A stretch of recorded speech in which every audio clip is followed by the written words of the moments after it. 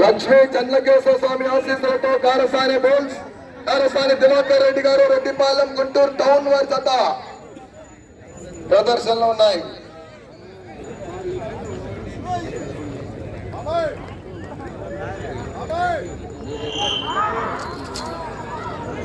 సోమేపల్లి సాంబయ్య గారి కుమారులు శ్రీనివాసరావు గారికి స్వాగతం.